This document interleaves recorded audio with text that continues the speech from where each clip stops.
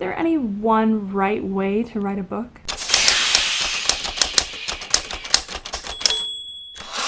Hey everyone, it is Ryan Fletcher here with another video, and this one I want to talk about being a plotter versus a pantser or a development writer. The thing is that the writers come in all shapes and sizes and forms and methods and all of this. When I first started writing Deus Ex Mechanic, which is my first book in the series that I'm working on, a series which doesn't quite have a name yet, I basically plotted everything out in a 3-hour train journey on the way home from a business meeting, and I didn't have any Wi-Fi on the way home, and that's how this whole thing got started. So I basically wrote out the whole plot, I wrote out characters, I wrote out their descriptions, and it was my first time doing any of that. So it was all very new to me. I didn't really know what I was doing other than, I don't know. So that was how I wrote the first book, is that everything was very much plotted. I would plot everything before I worked on a chapter, and that was how I worked on, that was how I wrote and finished that book. When I sat down to work on book 2 of that series, which is as yet untitled, I tried to sit down and plot, and everything I wrote down for this plot idea felt like wrong. And I would start writing, and I would end up writing something that wasn't anywhere even close to the plot, and the characters developed into characters that were nowhere near the characters that I thought they were going to be.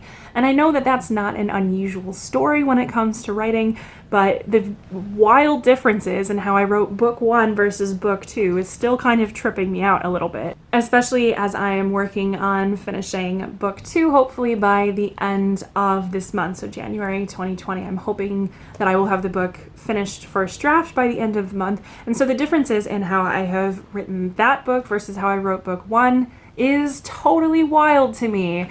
And so I really thought that because I'm quite organized and very type A in my sort of day-to-day life, as referenced by the bullet journal content on this very channel, I like to have lists, I like to have things planned out, I like to know what I'm doing on different days, I like to plan out even, to say I want to write this much on this day, and I want to write this much on this day, and I need to do work on this day. If I don't have that, I feel like my life has no structure, I feel really unsettled, and I feel I feel really anxious and nervous, and I don't function well. So I really thought, especially after having written book 1, Deus Ex Mechanic, in that way, I really thought, I am a plotter through and through. I need to write everything down. I need to have detailed character sheets. I need to have a detailed plot and an outline and all of this. And so when I sat down to write book 2, I started working on outlines and plots, and just none of it felt right. The characters didn't feel right. Like, none of it really felt like it was gelling. And I just didn't understand. I was like, well, this is how I wrote book 1, and that was fine. I don't understand why this isn't working for me. So I started working on book 2 by just sitting down and thinking, well, I have a vague idea of what I want my characters to be, and I kind of know where I want the starting and ending point to be, so let's just see what happens. And it has been so much easier to write than when I wrote Deus Ex Mechanic. I feel like my writing is flowing better. I feel like there's not as many awkward jumping around with scenes. I feel like the dialogue flows better, especially as I've been going back to work on formatting Deus Ex Mechanic. I'm like, oh, this feels a little bit choppy here, and I can go in and make a couple of fixes here and there without rewriting the whole book, which is what the type A person inside of me really wants to do, but I know that that's a bad plan.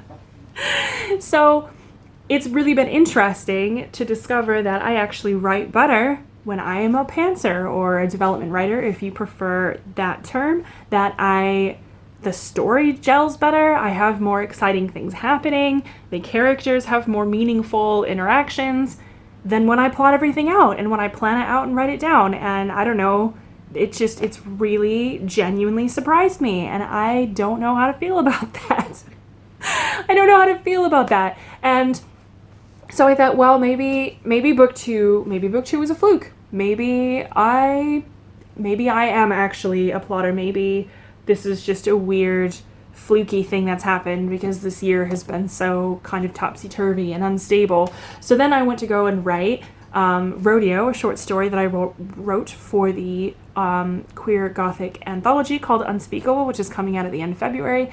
I sat down to write that, and I had no plot in mind. I mean, it's a short story, obviously, but I didn't really have a plot or really much characterization in mind, and I just sat down and I just wrote it, and it was accepted into the anthology. So then I thought, okay, well, now here's 2 pieces of evidence, well, kind of 3, against me being a plotter. So I feel like I have to come to terms with the fact that I am not a plotter and that I am in fact a pantser or a development writer, which goes completely against the grain of everything about who I am as a person.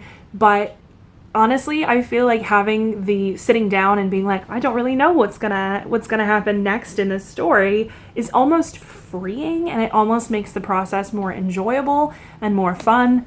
It is kind of funny though, because sometimes my wife will be like, well, what's gonna happen next in the story? I don't know. Your guess is as good as mine. I have a vague idea where we're going with this, but hey, I'm just going to introduce another random plot point that now really makes sense within the story, but I didn't know that that plot point was going to be there this morning. It's just there now, and I guess it makes the sense.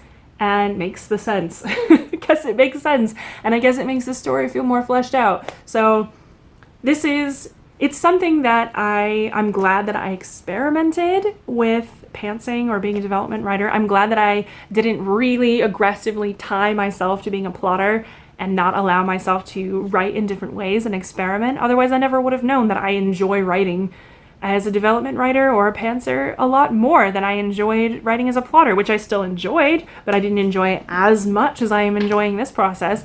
So hopefully in a year, I'm not like, well, that was a terrible idea. I'm back to plotting. What a bad idea being a development writer was.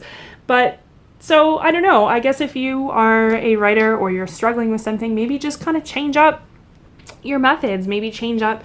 Sometimes changing your scenery can help things a bit. So maybe just change up your scenery, change up the way that you do things. Maybe try plotting if you've already always been a pantser, or vice versa. Maybe do some sort of hybrid of both, where you have a vague outline and you just have like specific plot points that you want to get to, but you don't really necessarily know how you're going to hit all of those plot points.